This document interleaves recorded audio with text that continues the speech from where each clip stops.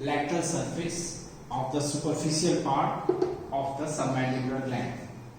In this diagram, this lateral surface, this is the lateral surface that is related with the submandibular fossa of the mandible. This lateral surface is related with insertion of the medial pterygoid muscles. The medial pterygoid muscles is inserted on the medial surface of the ramus of the mandible, rough area. So, a part of this insertion muscles is related with the lateral surface of this gland. Then, this part is related, this surface is related with the submandibular fossa. The submandibular fossa in which this gland is partially lodged.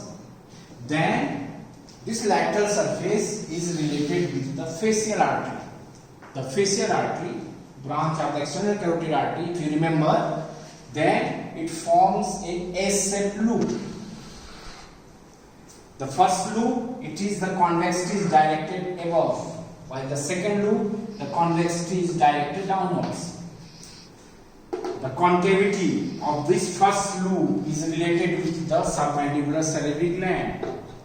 Then it pierces the superficial lamina of the deep cervical fascia, crosses the base of the mandible and enters into the face. So this is the facial artery which groove the posterior end of this submandibular salivary gland and comes in relation with the lateral surface. It is present between the gland and the bone, pierces the deep fascia and enters into the face. So this is the important relations of the lateral surface of the submandibular gland.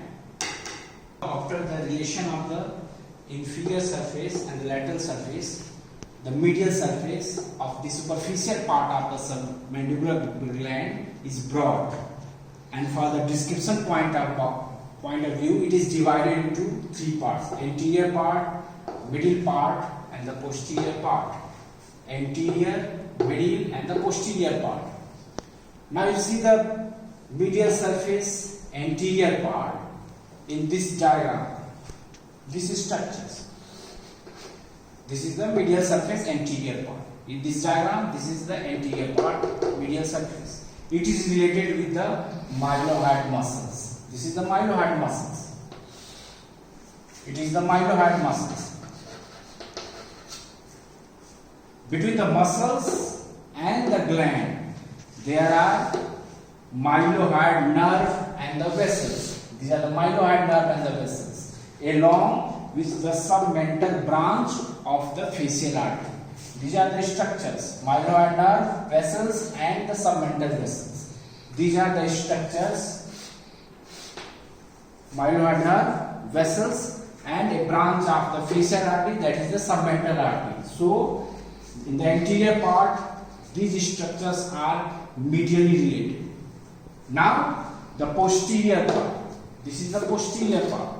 If you see in this diagram, this is the styloid process. From the styloid process, it is the styloglossus muscles, stylohyoid ligament, stylopharyngeus muscles, a nerve curve around the stylopharyngeus. This is the glossopharyngeal nerve, and this is the middle constrictor of the pharynx that takes origin from the hyoid bone. So these structures comes in the posterior part, medial surface relations.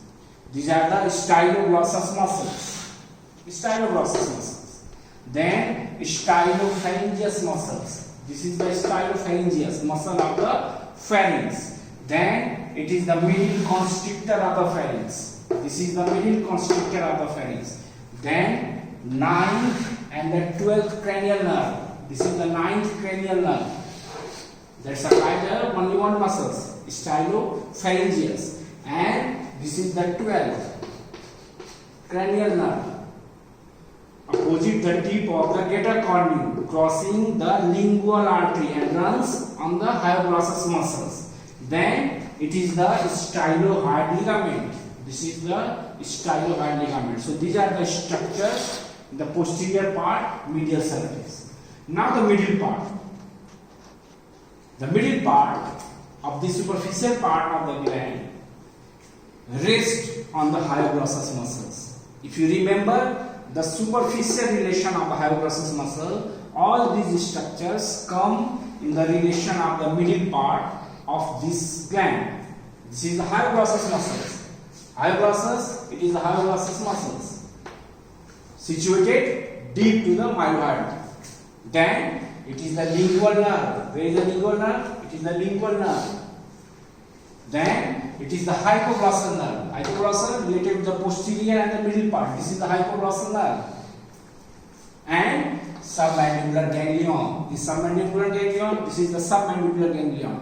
Hanged by the lingual nerve by the two roots, anterior and the posterior roots. So these are the structures present superficial to the hyoglossus muscles, and these structures come in the relation of the medial surface, middle part, superficial part of the submandibular gland.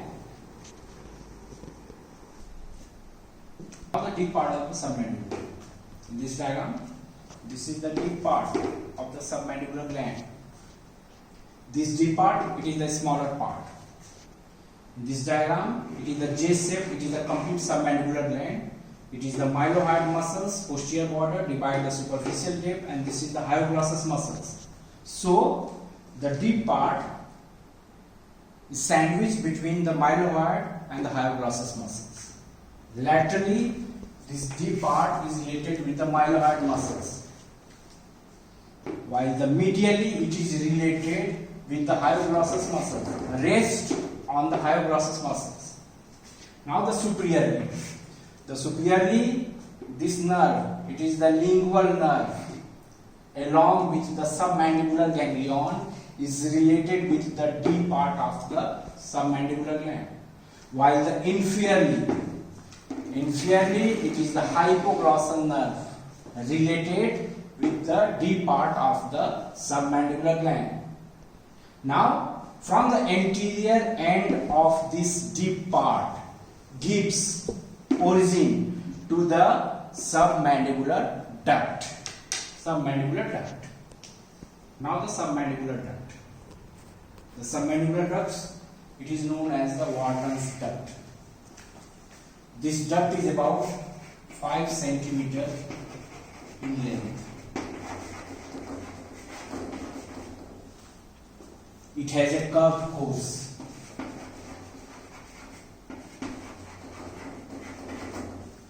This main duct is formed by the union of the small duct inside the gland.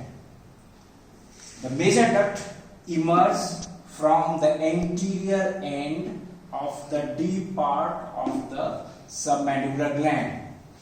It runs first between the mylohyoid muscles and the hyoglossus muscles, then runs forward and above, comes on the genioglossus muscles and opens on the floor of the mouth and the sublingual papilla.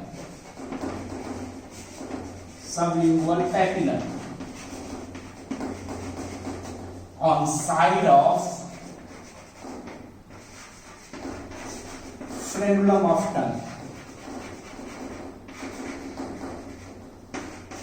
On the side of the frenulum of tongue, this duct opens. The duct has an important relation with the lingual nerve. The lingual nerve, first it is situated above, upward, or above the duct.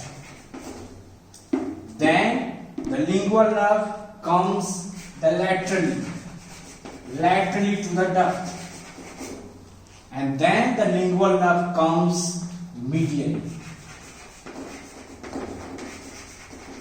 to the duct. So the lingual nerve hooks it twicely. The lingual nerve, first it is lateral side, the duct, and then it comes medial side, the duct. This is the important relations of the duct with the lingual nerve.